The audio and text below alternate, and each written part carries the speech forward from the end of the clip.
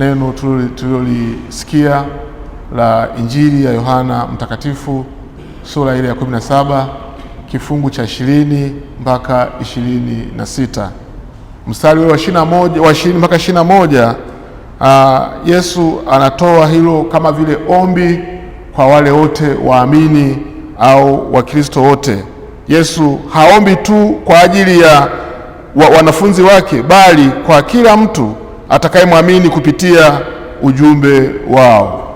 Hiyo inajumuisha kizazi cha leo, lakini lengo ni umoja wa kiroho na kimatendo uliotokana na Mungu Baba na Mungu Mwana. Vile vifungu vya 21 mpaka 23, umoja huo uonekane kama ushuhuda. Umoja huu si tu shirika bali umoja wa upendo na utukufu uliotoka kwa Mungu. Umoja huu unatumika kama ushuhuda mkali kwa ulimwengu kuthibitisha kuwa Yesu aitumwa na Mungu na kwamba Mungu anawapenda wale wote wanaomwamini. Kifungu cha 24 mpaka 26 anakaza habari ya utukufu na upendo. Yesu anatamani waumini wote wawe naye, waone utukufu wake. Anasisitiza kuwa amewajulisha jina la Baba, yaani upendo wa Mungu, ili pendo hilo liwe ndani yao likiwaunganisha na Mungu wao. Vifungu hivi kwa ufupi vinasisitiza umoja na upendo miongoni mwa Wakristo na ishara kuu ya ujumbe wa Injili kwa ulimwengu usioamini.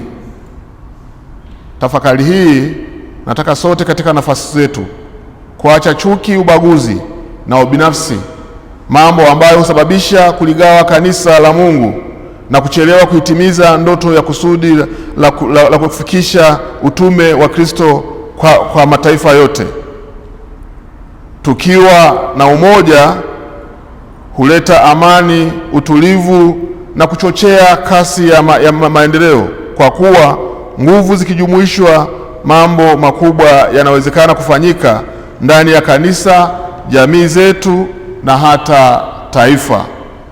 Ndugu zangu wapendwa, kwa pamoja inatupasa kuwa na upendo, kuweza kuwajali watu wengine. Moja, kusameheana sisi kwa sisi, lakini kushirikiana katika kujenga kanisa na taifa bora kwa utukufu wa jina la Mungu. Tukifanya hivi, jimbo letu litakuwa salama, madayosisi yetu yatakuwa salama, na wale tunaoongoza wataamini kwamba Mungu ametuita kwa kweli. Amen.